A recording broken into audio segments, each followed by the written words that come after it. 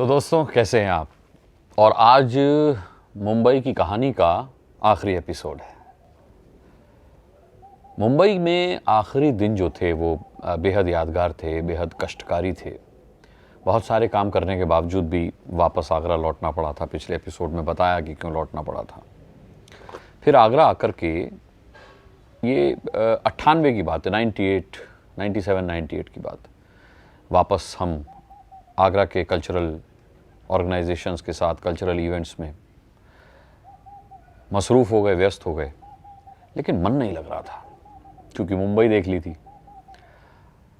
और थोड़ा सा भी अगर आपके अंदर क्रिएटिव विजन है, पॉजिटिव है, औरों से अलग हटके है, तो फिर आप मुंबई चले जाते हैं। और अगर आपको मजबूरी में मुंबई छोड़नी पड़ती है तो फिर वो मुंबई आपको भूलती नहीं है। आज तक नहीं भूली मुझे। वो तो खैर बिल्कुल नया नया मामला था। एक बार रात को 10 बजे माता जी ने कहा, बोली बेटा चलो अंदर सो अब। मैंने कहा बस यही ज़िंदगी है लोगों की। बोली क्या हो गया? मैंने कहा नहीं मतलब रात को 10 बज गए और सोने चलो। मतलब मैंने कहा सब सो चुके हैं, सबकी लाइट्स ऑफ हो गई घरों की। तो बोली तो मतलब मैं समझी नहीं। मैंने कहा हम तो मुंबई में रात के 2 बजे तक बांद्रा तालाब पर बतखों को वड़ा पाव खिलाते थे। पाव, वड़ा पाव नहीं, पाव।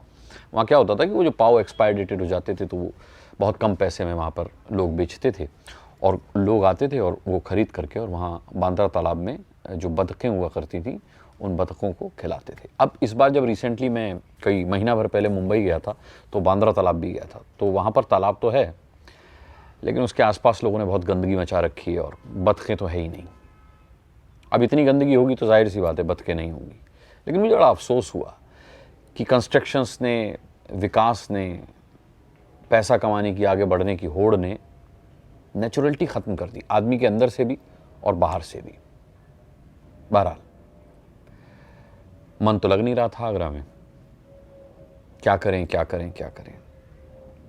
इधर हमारी माता जी परेशान कि भाई नौकरी करो नौकरी करो नौकरी करो। नौकरी करना मैं चाहता नहीं था। अखबारों में हम लिखा करते थे साइमल्टेनियसली। आपको इससे पहले के एपिसोड्स में भी मैंने बताया कि मैं अखबारों में बहुत लिखता था। पत्रकारिता मैंने कहीं से नहीं सीखी, कोई कोर्स नहीं किया। मुझसे कई संपादक कहा करते थे कि बड़े बड़े लेखक जो हैं, बड़े बड़े कॉलमिस्ट जो हैं, उनका एक इतिहास है पत्रकारिता का, तब जाकर के वो ये कॉलम लिखते हैं जिन कॉलम्स में तुम छपते हो। और तुमने कुछ नहीं किया तो ये गॉड गिफ्ट है, इसका सम्मान करना। मतलब ठीक है, उस समय लड़कपन था, पता नहीं होता था कि क्या टैलेंट है क्या है। हमको तो एक्टर बनना था, आवाज़ की दुनिया में कुछ करना था। तो लेकिन क्या होता था कि जब कभी लिखे बिना नहीं रहा जाता था तो मैं लिख देता था, अखबार में भेज देता था, छप जाता था। मुझे नहीं पता था कि करियर का ये बेस बन रहा है, यहीं से एक रास्ता निकलेगा। अब रास्ता कैसे निकला कि लोगों ने कहा यार अगर तुम टीवी पे दिखने लगो तो तुम्हें पैसे ज़्यादा मिलने लगेंगे। मैंने कहा अच्छा वो कैसे दिखेंगे टीवी पर? मुंबई से तो हम वापस आ चुके हैं नाउम्मीद होकर के, मजबूरी में। तो वहीं पे हमारे आगरा में इन टीवी था, लोकल केबल।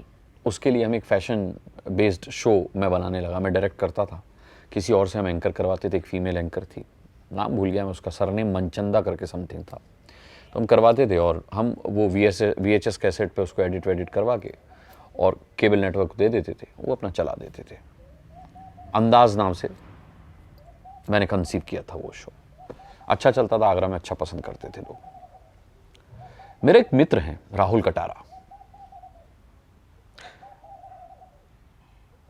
संगीत जगत से मेरे 2 ही मित्र रहे आगरा में, राहुल कटारा और संदीप वर्मा। और दोनों इस कदर टैलेंटेड थे कि जब भी वो किसी म्यूज़िक कंपटीशन में, गायन प्रतियोगिता में हिस्सा लेते थे तो बाकी लोग अपना नाम वापस ले लेते थे कि अच्छा राहुल भाई पार्टिसिपेट कर रहे हैं तो फिर हमको क्या मिलना है, अच्छा संदीप भाई पार्टिसिपेट कर रहे हैं तो हमको क्या मिलना है। तो ये मेरा बड़ा सौभाग्य रहा कि ये दोनों मेरे बड़े अच्छे मित्र बन गए। तो हम लोग कैसे टाइम बीते, तो मैं शायरी भी करता था, गाने भी लिखता था। तो हम लोगों ने एक कैसेट कंसीव किया। हमने कहा एक कैसेट बनाते हैं 8 गानों का, लाइट म्यूज़िक का रखते हैं, उसमें गज़ल, पॉप, सब कुछ मिक्स। वो करते हैं और फिर उसको लेकर के कैसेट कंपनीज़ में जाएंगे। हमारी किसी ने कैसेट निकाल दी तो लाइफ बन जाएगी। मैंने गाने लिखे, मेरे घर पर रिहर्सल्स होती थी, 8 गाने, 4 गाने संदीप भाई ने गाए, 4 गाने राहुल कटारा ने गाए। बहुत शानदार काम हुआ वो। 1 महीने हम लोगों ने रिहर्सल की और उसके बाद वहाँ दयाल बाग में सरस्वती स्टूडियो हुआ करता था। वो लोग सिर्फ भजन लोकल भजन जो होते हैं, रीजनल भजन, वो रिकॉर्ड किया करते थे। लाइट म्यूज़िक का काम पहली बार उनके पास आया था। हमने 16 ट्रैक रिकॉर्डिंग की, जबकि उनके पास 2 ट्रैक्स हुआ करते थे। राहुल भाई, संदीप भाई ने सब अपनी व्यवस्था की, ज़बरदस्त रिकॉर्डिंग हुई। वो काम लेकर के हम T Series, Magna Sound, Tips, Venus, हर जगह गए। लेकिन हम उस वक्त, जैसे मैंने कहा, लड़कपन था, तो वो दिखाई भी देता था बॉडी लैंग्वेज में, चेहरे पर। तो किसी ने हमें सीरियसली नहीं लिया, किसी ने हमारे काम को सीरियसली नहीं लिया, लेकिन काम बहुत अच्छा हुआ। तो मैं आपको इस बात इसलिए भी बता रहा हूँ कि बहुत जल्द उन 8 गानों का म्यूज़िक वीडियो हम बनाने जा रहे हैं और वो आने वाले समय में मैं अपने YouTube चैनल पर आपको उन गानों की म्यूज़िक वीडियो दिखाऊंगा। राहुल कटारा भाई के गाने, संदीप वर्मा के गाने मैंने लिखे हैं, उसका हम म्यूज़िक वीडियो बनाएंगे। हम लोगों ने ये प्लान किया है। संदीप भाई से भी बात हो गई है, राहुल भाई से भी बात हो गई है। तो ये गाने हम जल्दी वीडियो फॉर्मेट में लाएंगे। अब तो खैर सोशल मीडिया इतना स्ट्रांग, इतना पावरफुल हो गया है कि अब आप अपना काम दुनिया के सामने रख सकते हैं। आपको किसी गॉडफादर की ज़रूरत नहीं है, किसी ऐसे बिग ब्रांड की ज़रूरत नहीं है जो आपकी पीठ पर हाथ रखेगा तभी आप आगे बढ़ेंगे। ऐसे वक्त कट रहा था। जैसा कि मैंने पहले भी बताया, दिल्ली आगरा से पास था और अगर आप टीवी पे देखना चाहते हैं तो एक ही जरिया था और वो थे न्यूज़ चैनल। थे भी क्या, दूरदर्शन के बाद जेन टीवी और जी टीवी। मेरा कोई इंटरेस्ट था नहीं न्यूज़ व्यूज़ में। तो क्या हुआ कि एक दिन ऐसे अपने घर पे बैठा हुआ था, राहुल भाई अपना स्कूटर लेकर के आए। नहीं, राहुल भाई स्कूटर नहीं लाते थे, स्कूटर संदीप वर्मा लाता था, राहुल भाई रिक्शे में बैठ के आते थे। उनके पापा ले जाते थे उनका स्कूटर। तो राहुल भाई रिक्शे में बैठ के आए और मुझसे बोले कि ज़रा जेन टीवी लगाना। मैंने कहा क्या हुआ? अरे लगाओ तो सही। मैंने केबल पर ढूंढा जेन टीवी, टक टक टक टक लग गया जेन टीवी। तो वहाँ पर एक मेल एंकर हिंदी की न्यूज़ पढ़ रहे थे। अब मैं नाम नहीं बताऊंगा क्योंकि he is a known person. वो पढ़ रहे थे। मैंने कहा क्या हो गया? बोले यार जब ये न्यूज़ पढ़ सकता है तो तुम क्यों नहीं पढ़ सकते? मैंने कहा इसका क्या मतलब है? बोले यार इससे ज़्यादा ठीक लगते हो, इससे ज़्यादा अच्छी आवाज़ है, स्टाइल भी है। मैंने कहा नहीं यार। अरे बोले चलो यार बात करते हैं। मैंने कहा कहाँ चलो? भाई राहुल भाई अगले दिन ना जेन टीवी के नंबर ले आए और ज़बरदस्ती हाथ पकड़ के घसीट के ले गए। बोले पीसीओ पे, बोले चलो फ़ोन करो, इनसे पूछो एंकर बनना है क्या करना है। ठीक है यार। अब गए हम पीसीओ पे, फ़ोन मिलाया, जेन टीवी में रिसेप्शन पे फ़ोन उठा। तो मैंने कहा आपके यहाँ अगर एंकरिंग करनी हो, किसी को एंकर बनना हो तो क्या करना पड़ता है? तो उन्होंने कहा साहब यहाँ पर भारती नागपाल हैं। भारती जी उसके बाद जी में गई, फिर मेरे साथ राज्यसभा टीवी में भी रही। मैंने उन्हें भी वहाँ एक किस्सा सुनाया था। तो बोले भारती नागपाल हैं, वो ऑडिशंस करती हैं और वो देखती हैं, तो उनसे आप बात कर लीजिए। उसी ज़रिए से उनसे बात हुई। तो भारती नागपाल ने कहा आपका एक्सपीरियंस क्या है? तो मैंने उनको बताया। मैंने कहा मैं यहाँ लोकल टीवी पे न्यूज़ भी पढ़ता रहा हूँ, अपना अंदाज़ नाम से एक फ़ैशन शो बनाता हूँ, फ़ैशन के ऊपर एक एपिसोड बनाता हूँ, कार्यक्रम बनाता हूँ वीडियो फॉर्मेट में, और आकाशवाणी आगरा पर कैजुअल अनाउंसर हूँ और अखबारों में आर्टिकल्स लिखता हूँ। मुझे नहीं पता था कि ये सारी चीज़ें बड़ी कॉम्प्लीमेंटिंग है। मेरे को तो ये लगता था भाई कोई कोर्स वोर्स नहीं करेंगे आप तो नहीं होगा। मैं इस भरोसे पे राहुल भाई को मैं कहा यार फ़ोन करेंगे, काम होगा नहीं, अपन वापस आ जाएंगे। भारती नागपाल ने मुझे सैटरडे को बुला लिया। बोलिए आप सैटरडे को आओ, सैटरडे को ऑडिशंस होते हैं यहाँ पर। मैंने कहा ठीक है। तो साहब हम सैटरडे को ऑडिशन देने के लिए गए। मैं था और मेरे साथ ऑडिशन देने आई थी चारुल मलिक। चारुल मलिक आजकल भाभी जी घर पर हैं में परमानेंट आर्टिस्ट के तौर पर अपनी अदाकारी के जलवे बिखेर रही हैं। बड़ा लंबा सफ़र उनके साथ मैंने बिताया। हम लोग जेन टीवी में साथ रहे, उसके बाद हम लोग सहारा में साथ रहे, फिर हम लोग स्टार न्यूज़ में साथ रहे, फिर वो चली गई आज तक, इंडिया टीवी। मैं इधर उधर अपना इंडिया टीवी गया, राज्यसभा टीवी गया, फिर लास्ट में वो इंडिया टीवी से अपना टीवी सीरियल्स की तरफ रुख कर गई क्योंकि वो मुंबई बेस्ड हो गई थी। मैं नहीं हो पाया। मैं आज भी चारुल से कहता हूँ कि यार बुला ले मुझे। तो चारुल कहती है कि नहीं, यहाँ आना पड़ेगा और आके स्ट्रगल करना पड़ेगा, न्यूज़ व्यूज़ का यहाँ एक्सपीरियंस चलता नहीं है। तो चारुल मलिक भी आई थी वहाँ ऑडिशन देने के लिए। चारुल और मेरा ऑडिशन हुआ, चारुल ने मेरी आवाज़ की तारीफ़ की, मैंने चारुल की तारीफ़ की। बोली तुम्हारा हो जाएगा, मैंने कहा आपका भी हो जाएगा। और सर मंडे को जन टीवी से मेरे पास फ़ोन आ गया, सैटरडे को ऑडिशन दिया और मंडे को फ़ोन आ गया जन टीवी से कि आप आकर मिल लीजिए। मैंने कहा हो गया क्या हमारा? बोले आप आकर बात कर लीजिए। हम गए तो वहाँ पर मैनेजिंग एडिटर हुआ करते थे जॉयस सेबेस्टियन, अब आजकल पता नहीं मुझे कहाँ है। तो उन्होंने कहा कि भाई ऐसे ऐसे आपका सिलेक्शन हो गया है न्यूज़ के लिए, तो आप कब से ज्वाइन करना चाहेंगे, क्या चाहेंगे? और उस वक्त मेरी 5,000 रुपये सैलरी उन्होंने तय की।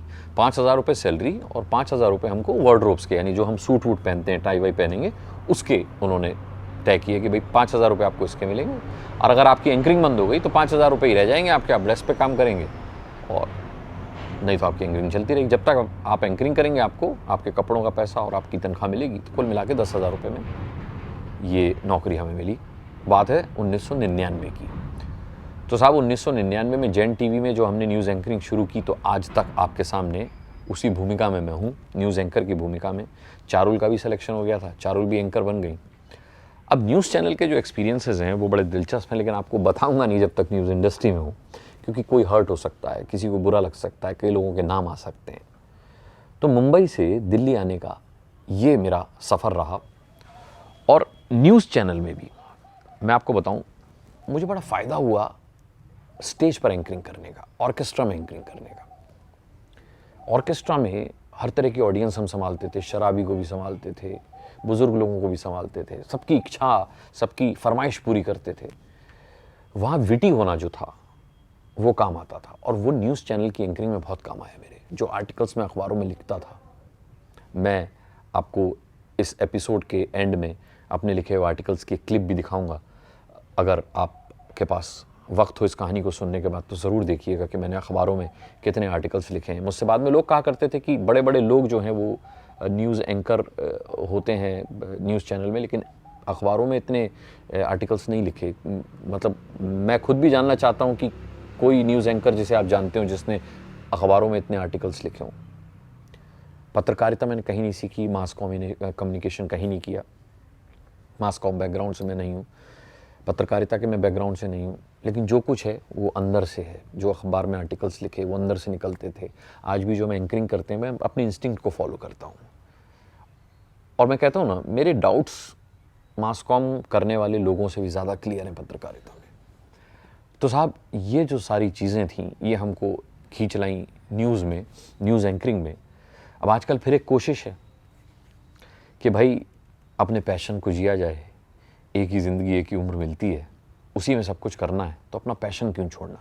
जब वो काम कर लिया जो मन का नहीं था, तो वो काम कब करेंगे जो मन का है? क्योंकि इस ज़िंदगी से पहले आप क्या थे आपको नहीं पता, अगली ज़िंदगी में आप क्या होंगे भी या नहीं होंगे आपको क्या पता। जो है वो यही ज़िंदगी है, जो करना है वो इसी ज़िंदगी में करना है।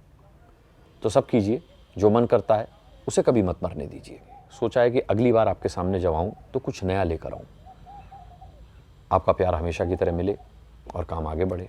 कुछ मन का काम जो आप कहें कि हाँ अनुराग भाई अब मज़ा आया, ये तो कुछ नहीं था तो अपनी कहानियाँ सुनाने लगे, आप लोगों ने पसंद की तो सोचा कि चलो और सुना देते हैं। लेकिन अब सोचा है कि अपने मन का काम किया जाए। और बहुत दिनों से दिलो दिमाग में कुछ उफन रहा है, उबल रहा है, वो बाहर आएगा और आप लोगों के रिएक्शन बता ही देंगे कि वो कैसा काम है, करना चाहिए नहीं करना चाहिए, या कैसे करना चाहिए। तो सोचा तो ये है कि अगली बार जब भी आपसे मुलाकात हो तो एक नए रूप में हो। सोशल मीडिया पर आजकल बहुत कुछ हो रहा है, आजकल डिजिटल प्लेटफॉर्म पर बहुत कुछ हो रहा है। कुछ उससे अलग हटकर अगर देने की कोशिश कर पाया तो अपने आप को सफल समझूंगा। आपका प्यार, आपका साथ रहेगा तो सफल हो भी जाऊंगा। अपना बहुत बहुत ख्याल रखिएगा। आज की कहानी में इतना ही। बहुत जल्द आपसे फिर मुलाकात हो रही है, कोशिश कुछ नया लेकर आने की। आज के लिए इजाज़त, नमस्कार।